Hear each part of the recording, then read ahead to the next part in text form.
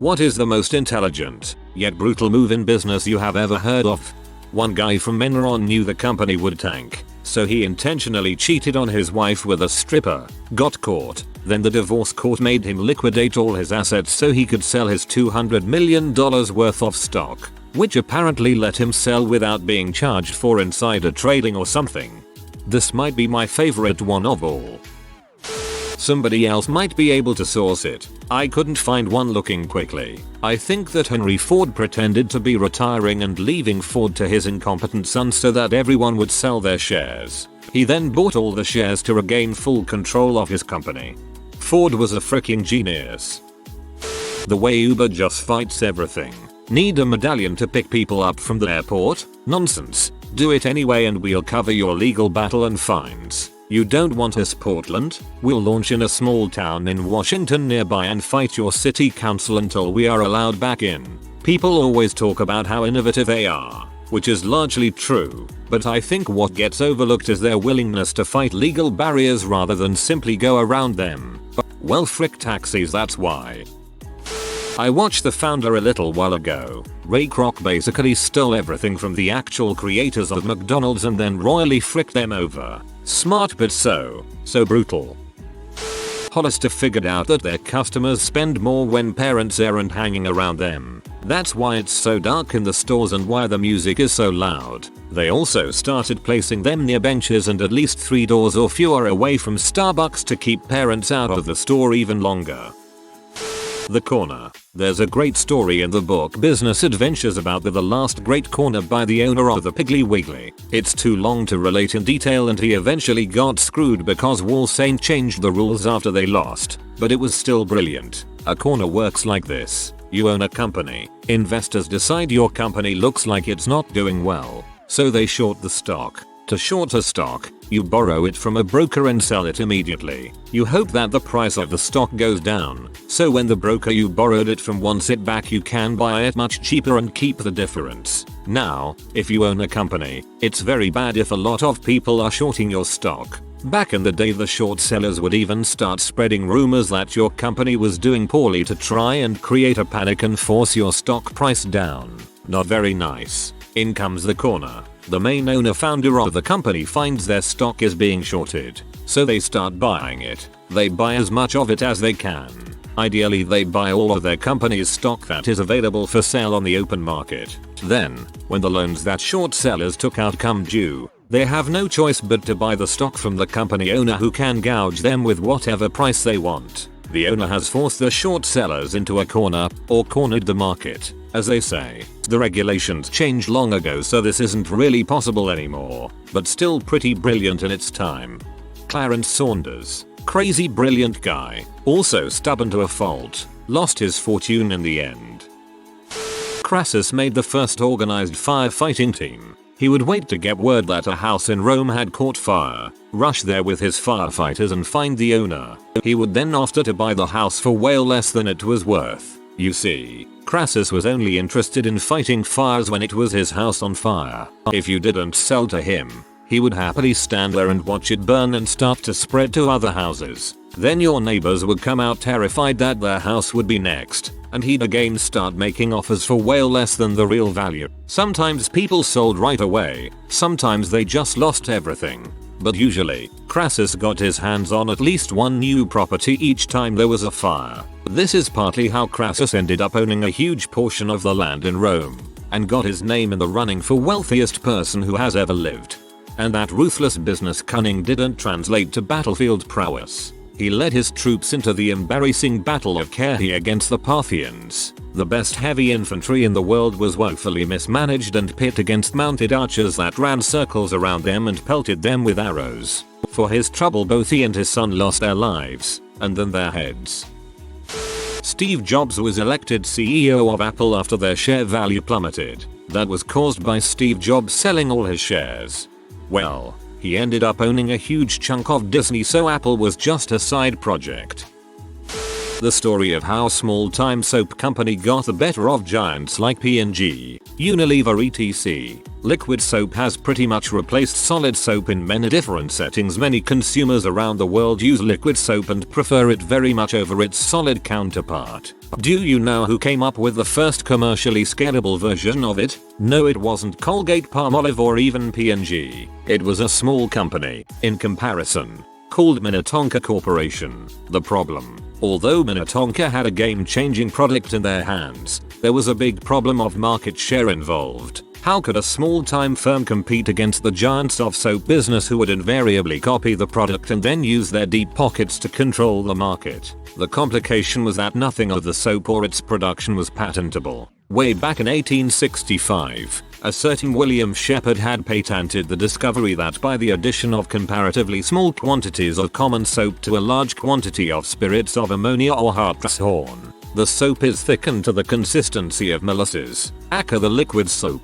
Minnetonka had simply made it usable on the household level. The trick: Minnetonka understood that they couldn't stop the other companies from copying their slick product, but could prevent them from actually getting their copy soaps to market. Management realized one simple thing: one of the key aspects of the liquid experience was the dispensing of the soap itself through the bottle's pump. The patent for the pump was closely held, and there were only two manufacturers for the device. Robert R. Taylor, the owner of the company, shrewdly purchased 100 million small bottle hand pumps from the only two US manufacturers that made them, so that any competitors wouldn't be able to buy any for 1 year, enough time for him to establish the brand name. And this meant that even though Unilever and Procter & Gamble were able to very quickly replicate what liquid soap was about, Minnetonka had a 1-year lead of launching products on the market for consumers because they were the only ones with pumps. The effect: Robert R. Taylor's trick worked wonders. In 6 months, he sold $25 million worth of soft soap, the name he gave to his product. The package made it very easy to spot on store shelves when nearly all other soaps were in bar form. He sold his Village Bath and Soft Soap brands to Colgate-Palmolive Company in 1987 for $61 million. 2 years later, Unilever plc bought his Minnetonka Corporation, which included the Calvin Klein fragrances, for a whopping $376 million. Monster Cable did most of the engineering and design work on Beats headphones while negotiating a final contract, but before it was signed, Beats kept making modifications to the contract and Monster kept working and idiotically turning over design specs plans and accepting nominal payments for engineering work. In the end, Beats paid very little for the design that untimely made them billions, while Monster Cable got a few $100K for their work. They never got a contract signed. The people at Beats knew nothing about audio design or manufacturing, but they knew business. That isn't intelligent. That is basically just fraud.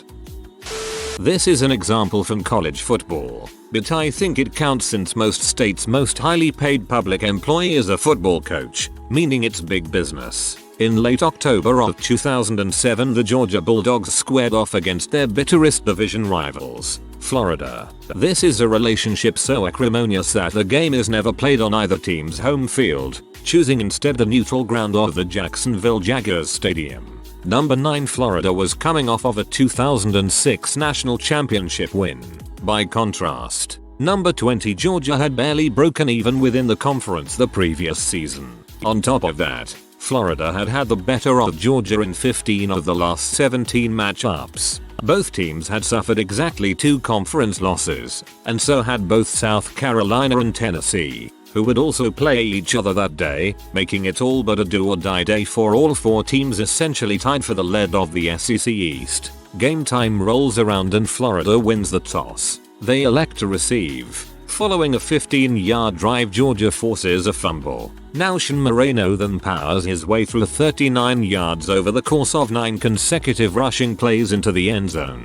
But here's where it gets interesting. Mark Richt, who has a well-established reputation as one of the cleanest and least flamboyant coaches in college football, a Boy Scout if you will, sends the entire Georgia team out onto the field in a planned celebration, intentionally incurring a double unsportsmanlike conduct penalty. But it totally worked. Despite the psychological edge that Florida had, a motivated Georgia team went on to win a scrappy 42-30 victory over the Gators, in which Sean Moreno ran for a total of 188 yards, and the Georgia defense managed 6 sacks against Tim Tebow. But that's not the brutal business move. That came later as a hypothetical. In the days following the game, Steve Spurrier, the former, quite successful, head coach of Florida and general evil genius who had given the Dogs so much grief in this particular matchup in previous years, was asked how he would have reacted to that situation had he still been at Florida when it happened. I assume the reporter was looking for something along the lines of, well, I would have used it to get my boys fired up instead,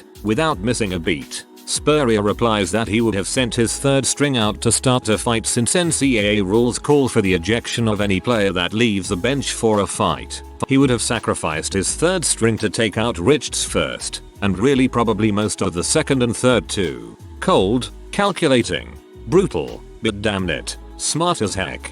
There's a reason he's hat in butt Spurrier, haha.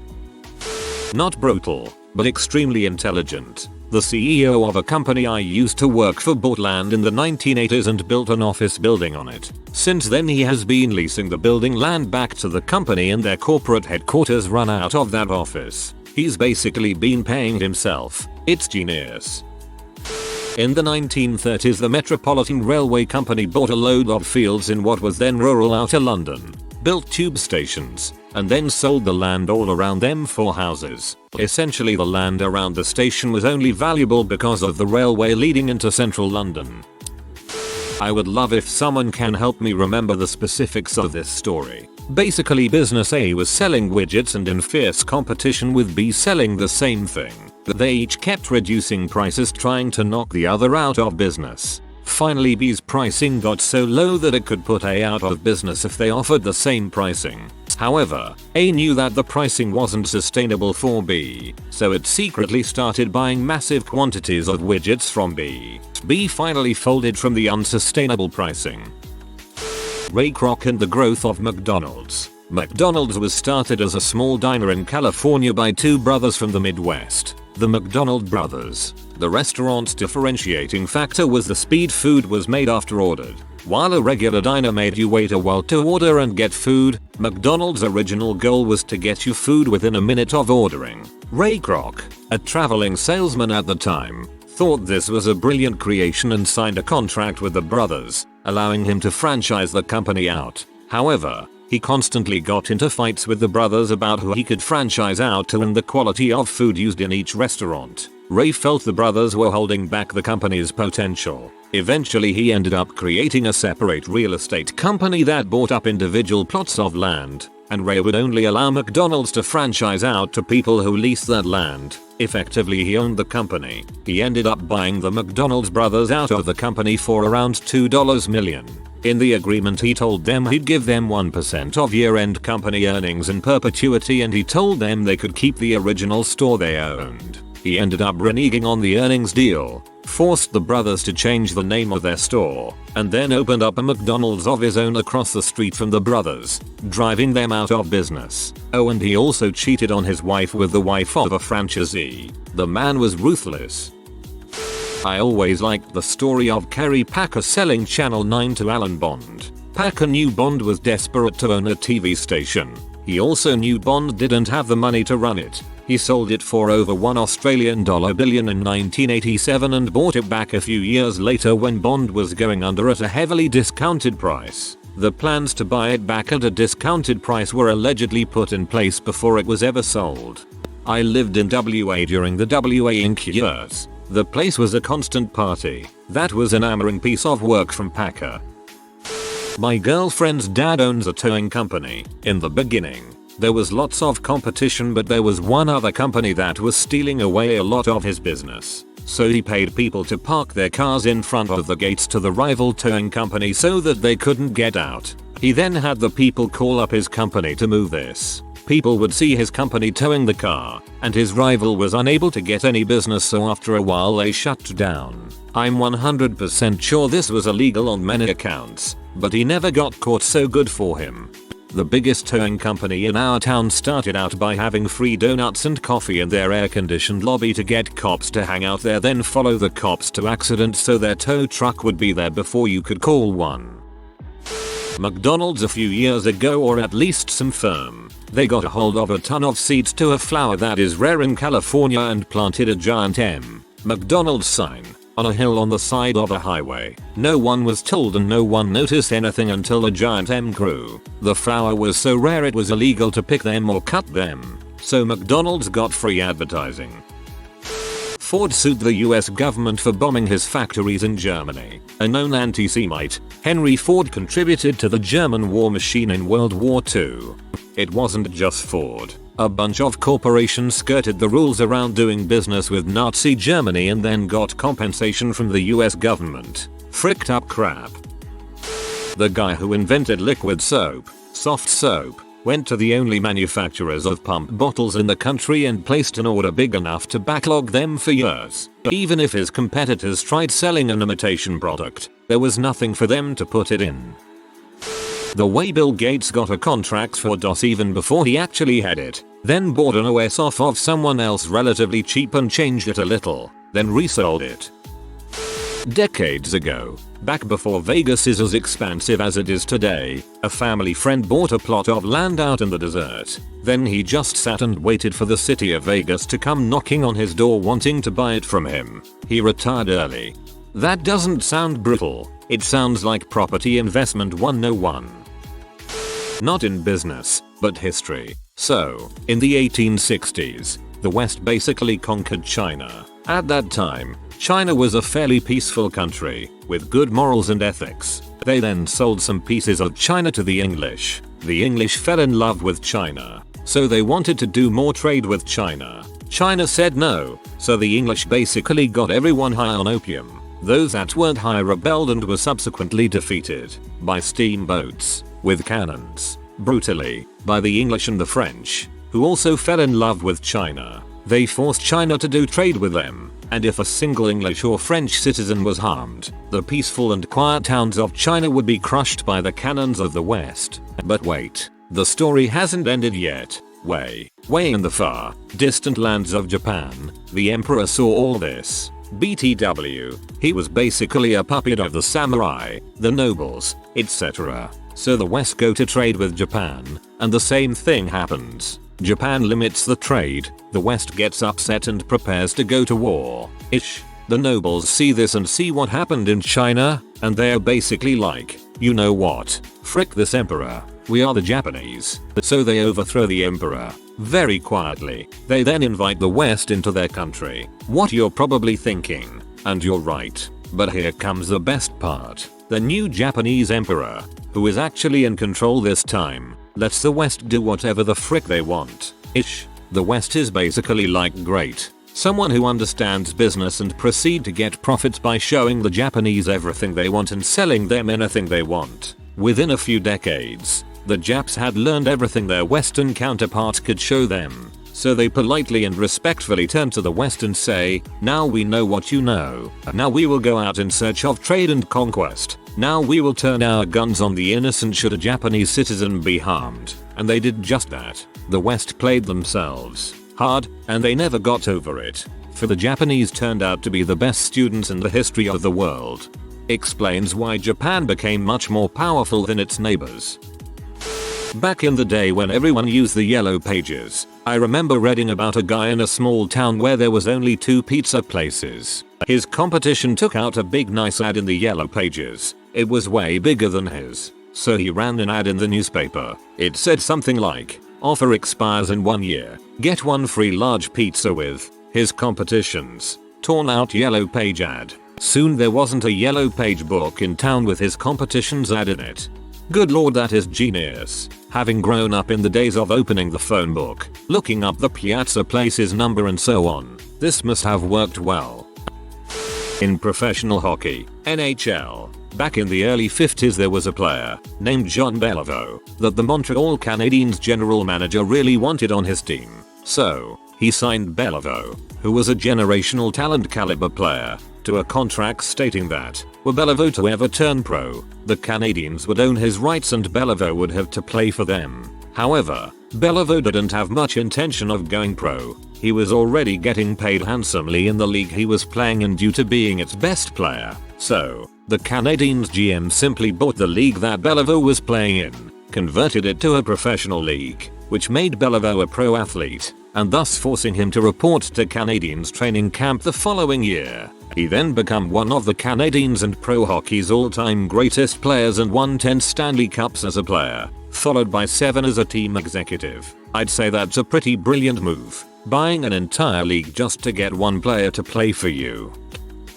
I've got to be vague here. I know an executive who was tasked with shopping a multi-million-dollar plus business around to investment bankers. The exec sabotaged all potential deals with outsiders innocently, and secretly backdoored friends from business school into the deal. The exec took a few plus mil on the back end after the sale went through, for wrecking all outside deals.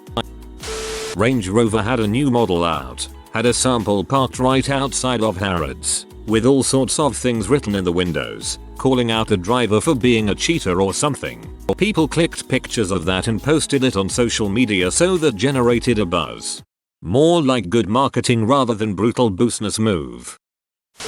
Guy has a farm game, is talking to Zynga about selling his farm game. While he's waiting for his meeting, they stage a meeting nearby where they're talking, loudly so he can overhear, about all the new ways to make money from the farm games. He backs out of the deal thinking he's selling too cheap. Zynga goes forward with their own knockoff version of the farm game and don't have to pay the guy because he's the one that backed out of the deal. Zynga has quite a history of doing this. Shorting the housing market before 2008, which means that you bet against the world economy. I believe they made a movie about it. The Big Short is the movie. I quite enjoyed it.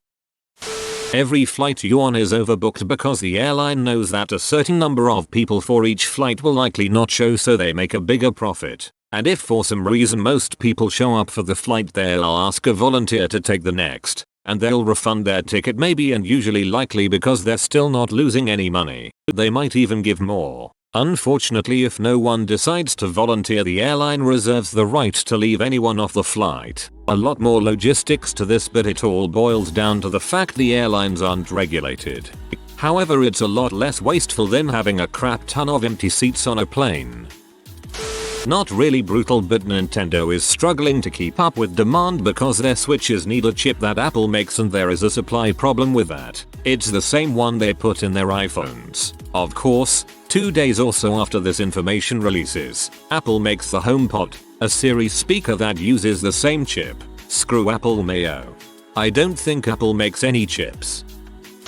Currently, PNW company Hagen Foods wanted to expand. In a bid to consolidate, Albertsons was trying to buy Safeway to comply with the FTC, which was worried about Albertsons having an effective monopoly on food in those markets. Albertsons had to sell off some of their stores, so Hagen bought them, kinda. In a lawsuit, Hagen claimed that Albertsons wasn't holding up their end of the sale. In the process, Hagen filed for bankruptcy, at which time, Albertsons bought most of Hagen's stores, including the ones it was forced to sell to comply with the FTC's anti-monopoly conditions of the Safeway merger, at bankruptcy prices. This left Albertsons with effective monopolies in the areas that the FTC was concerned with, and many of Hagen's stores to boot. The lottery scratch ticket system is not cool. They can continue selling losing tickets even if all major advertised prizes are claimed. Also, I think the lottery was originally intended to support the school system but ended in a bait and switch. Obadiah Stane hired some Al-Qaeda wanabes to kill his partner's son so he could gain control of the company, but when that son invented a new form of energy to escape, Stane stole the technology. The Dawn Raid of Malaysia. Basically Malaysia buying back lands owned by the British from the previous colonization back in 1981. Sadly, I can't find any Wikipedia link on it. Vail Resort swooped in when Park City failed to renew their national forest contract. This rendered Park City's assets worthless. Lifts that went up a mountain they didn't have the lease to ski on, basically forcing them to be acquired by Vail.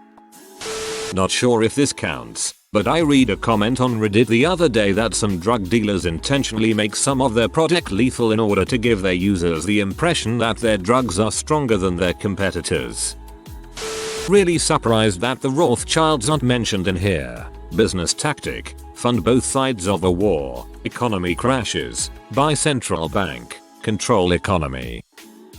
Anything Nintendo did to Argonaut games. Also Sega stealing the idea for Sonic Riders from someone who pitched the idea. It was one of the robber barons, but I can't remember which one. He wrote a check for $100 million as collateral for a loan to start a new company. He asked the bank to just hold on to the check as collateral and not cash it. That company issued $200 million of stock and used $100 million of it to buy a company that produced something, steel. With the other $100 million he paid off the original loan and got his check back uncashed, creating $100 million out of thin air. If you are new to the channel, you can subscribe. I publish new videos every day. Until then, check another video.